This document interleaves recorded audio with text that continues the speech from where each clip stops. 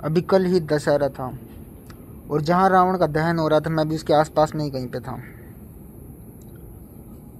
और जब मैं उसे देख रहा था मेरे दिमाग में एक सवाल उठा कि हम रावण को हर साल क्यों जलाते हैं।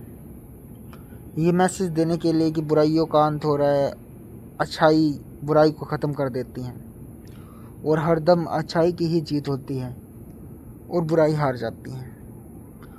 यही दिखाने के लिए हम हर साल रावण को जलाते हैं। लेकिन वहाँ मेरे दिमाग में एक सवाल उठा कि जिसको हम बोलते हैं कि बुराइयों पर अच्छाई की जीत हो रही है और श्री राम रावण को मार देते हैं, और वहाँ पर जितने सारे लोग आए होते हैं उनमें से 10% भी लोग ऐसे नहीं होते जो सच में वहाँ पर देखने आते हैं कि कैसे बुराई को ख़त्म कर दिया जाता है अच्छाई के द्वारा। लेकिन वहाँ पे आए हुए लोगों में मुझे बुराई बहुत दिखाई दे रही थी। सभी में नहीं बोलूँगा लेकिन काफ़ी लोगों में बोलूँगा। उनकी बातें कम से कम आप ये सोच सकते हैं कि जहाँ पर मैसेज ये दिया जा रहा हो कि बुराई पर अच्छाई की जीत हो रही है, वहाँ पर भी उन लोगों के दिमाग में वो बातें चल रही थी जो ना चलनी चाहिए थी। सिर्फ बुराइयाँ ही चल रही थी, सिर्फ बुरी चीज़ें, उसके अलावा कुछ दिखाई दे नहीं रहा था। कोई किसी लड़कियों को ताक रहा था, तो कोई किसी को छेड़ रहा था, तो कोई एंजॉय कर रहा था, कोई चिल्ला रहा था। सब अलग अलग तरीके से एंजॉय कर रहे थे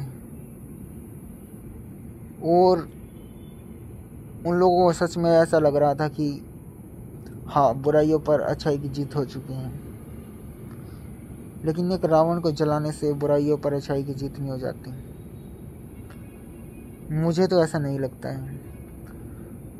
वो लोग अगर उस मंजर को देख के अपने अंदर की एक बुराई को ख़त्म कर देते हैं तो मैं ये मान सकता था कि बुराइयों पर अच्छाई की जीत हो रही है।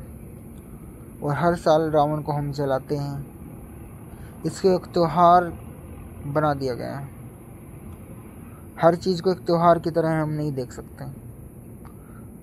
कुछ चीज़ें हमें कुछ सिखाने के लिए होती हैं और उनको बनाया इसलिए गया होता है कि उससे इंसान कुछ ना कुछ सीखे और अपने दिमाग में कम से कम एक सवाल जरूर उठाएं कि बुराई कभी ना कभी हार ही जाती है। लेकिन ऐसा कुछ दिखाई नहीं दे रहा था। लोगों में एक्साइटमेंट थी, लेकिन वो थी पटाखों के बजने की आवाज़ से, एक बड़े से पुतले को देखकर, या फिर कुछ और चीज़ हो सकती हैं जो वहाँ पर मेला लगा था उसको देखकर या भीड़ को देखकर। लेकिन कहीं से भी ऐसा नहीं लग रहा था कि उनमें से 5% लोग भी ऐसे हैं जो बुराई को ख़त्म होता देख के खुश हो रहे थे। जो खुश हो रहे थे उनका रीज़न मेरे को नहीं लगता कि ऐसा होगा कि हाँ, बुराई ख़त्म हो रही है, अच्छाई जीत रही है, इसलिए वो खुश हो रहे हैं।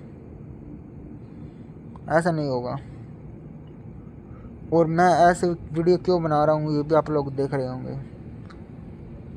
इसके पीछे एक कारण है